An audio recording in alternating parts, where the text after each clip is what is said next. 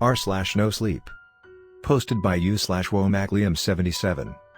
The painting my wife brought home keeps moving. Years ago, my wife's grandmother gave her a painting from the 1810s. It's of a woman looking off to the side, holding a handkerchief. She's outside and there is a picket fence behind her. The artist used dark green for the forest behind her. It's blurry, but you can tell dense trees are in the background. At least that's what I think it was. We keep misremembering what this painting looks like. For years my wife and I would talk about this creepy painting with friends and tell them she was doing laundry. We both clearly remember a laundry bucket at her feet. Both of us remember her facing the viewer. Both of us remember steps in the picture by the picket fence. From what I can remember from my last look at the picture, none of this was true. This painting used to make me feel dizzy. I would stand in front of it and kind of zone out. It's not like the painting would move or anything. It was actually the opposite. The painting looked as if it should have some movement to it, but it stood so intensely still.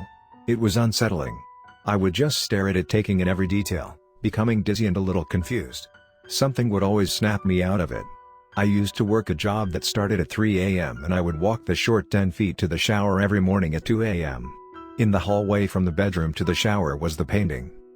I would wake up for work, barely alive, dragging my feet to get ready to take a shower. Every single morning, I passed the painting, I would become wide awake. The feeling of something chasing me would come immediately. It was as if every single morning I had taken an edible and had a bad trip. I recall a few times the feeling was so intense I slammed the bathroom door, as if to lock something out. I started asking my wife if we could take it down about 6 months after we hung it. My wife assured me she's not dangerous, it's fine. My wife is a lot more spiritual than I am. She is confident in her ability to navigate complicated relationships with spirits/ghosts/demons. I was raised Catholic. Although I don't believe in religion, the fear beaten into me remains. We had this discussion repeatedly over the painting. My wife was convinced the energy attached to the painting was friendly. A viewer, never to take part in the actual story. I was convinced this painting wanted to harm me. This is a massive stretch for someone that didn't believe in any kind of hauntings up until this point. The misremembering started a year after we got the painting. I still remember shouting to my wife one day as I passed the hallway, and something whispered to me. I looked at the painting and I couldn't see her face anymore. I honestly can't remember if she was facing left or right. Either direction, she hid herself from the viewer. My wife looked and was thankfully on my side. The painting went into a box and into the storage area of our apartment, in the second bedroom. I think the lady in the painting liked the box, but whatever energy she had, spread into the room like cockroaches. We fed our cats in that room. Every morning, we would feed them, and I would get a pit in my stomach. Even in her box, I felt watched. What happens when you feel that every day, is you get used to it. Like a kid who is abused by their family, it just becomes your environment, and you learn how to survive within it.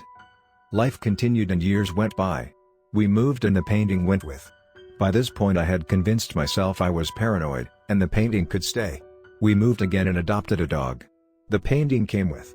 We had a falling out with a large portion of our family. The grandmother who gave us the bird was included in that falling out. Yet, the painting stayed in our care. When life takes over, you forget about the things that go bump in the night. Your focus is forced to the battles during the day. This is my artsy way of explaining why we hung the painting up again. So much had happened already, we kind of laughed it off. We hung it specifically in the hallway outside of our bedroom in a way we couldn't see it from the bed. Although I told my wife it was fine, I also said I didn't want to see it from the bed. When we hung it, she looked different. I can't remember which direction she was facing this time, but it wasn't the right way. I also talked to the painting. My wife assured me being kind to even an inanimate object could be helpful for the energy in the house. I would pass by and tell her good morning. I would say hello anytime I walked by. At first it was weird, but as mentioned before, it became very normal. She lay dormant as long as the pleasantries continued. That's honestly what I thought. It wasn't long until the lady in the painting wasn't doing laundry anymore. The wash bucket had disappeared, and she stayed still, hiding her face, holding a single white handkerchief in her hand. I started getting nightmares. She was never in my nightmares. I passed them off as general dreams you have of falling or losing someone you love. The picket fence disappeared. The steps appeared to the forest behind her. Now it became an argument about taking her down or not. My wife and I would have this discussion frequently. It became kind of like a joke. We would go out with friends and laugh about this painting we are misremembering.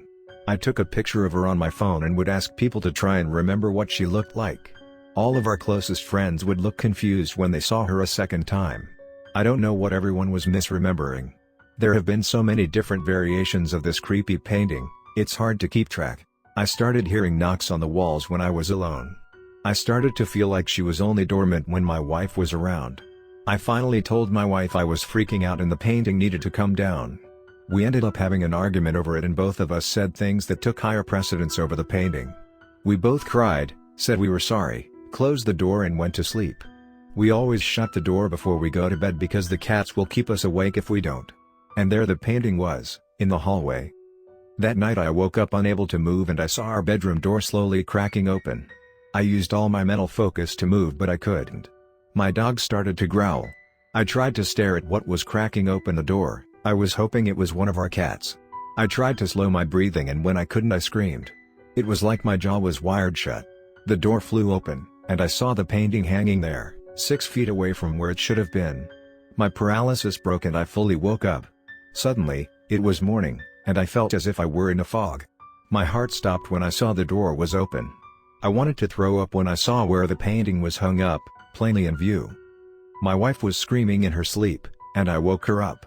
I asked if she was okay, and she looked at me with tears in her eyes. She trembled as she whispered, "Did you open that door?" When she saw my face, she broke down. She told me she had sleep paralysis and she saw something crawling from the door to the bed frame. She told herself if it was real, the dog would be reacting. That's when our dog started to growl. Something grabbed her ankle and began dragging her to the painting. Both of us sat up in bed and stared at her for a long while. Neither of us could comprehend how a painting can move from one side of the hallway to the other.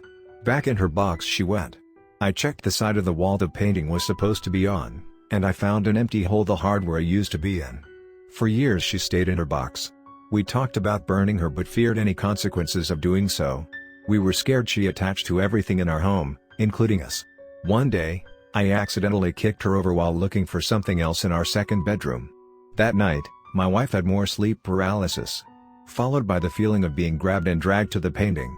I don't remember what happened to me, but I know I was screaming in my sleep when my wife shook me awake. The next day we hatched a plan. Every day I hope to dear God she's stuck in that rundown antique store we ditched her at. I feel tremendous guilt about just leaving it there without telling anyone, but since then we haven't had any supernatural experiences. Although I am happy things didn't get worse, I fear for her next victims. I'm writing this as a caution to anyone who gets their home decor from second-hand antique stores. Check the dates of the paintings you pick up. And if you can, look at them twice before purchasing.